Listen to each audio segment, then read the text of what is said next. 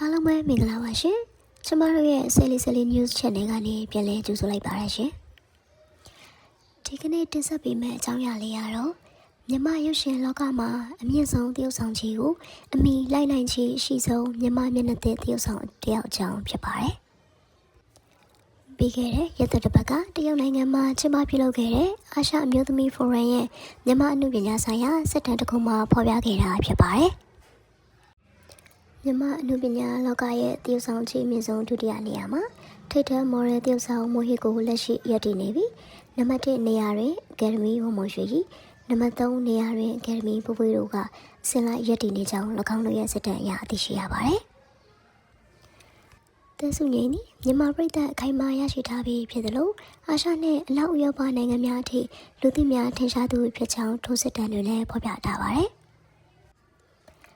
လက်ရှိသက်စုငယ်ဤအနုပညာခြေမှာအနုပညာခြေအမြင့်ဆုံးထိပ်တန်း top 7အဆင့်တွင်တည်ရှိနေပြီး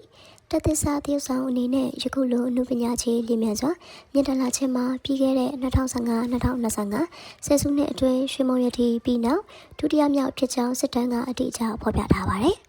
။ကဲပြည်သက်ကြီးကတော့သူမရဲ့အနုပညာခြေရာရတဲ့ရထိုက်တဲ့အနုပညာခြေလာပဲဆိုတာကိုအောက်မှာ comment လေးတွေမှန်သွားပေးပါဦးနော်။အဆုံးထိကြည့်ရှုပေးတဲ့တဦးတယောက်ချင်းစီကိုအားလုံးပဲကျေးဇူးအများကြီးတင်ပါတယ်ရှင်။အားလုံးပဲနောက်ထပ်စိတ်ဝင်စားစရာကောင်းတဲ့ဆယ်လီသတင်းတွေကိုအစဉ်ဆက်မပြတ်သိရှိရဖို့အတွက်ကျမတို့ရဲ့ channel လေးကို subscribe and follow လေးလုပ်သွားပေးကြပါဦးရှင်။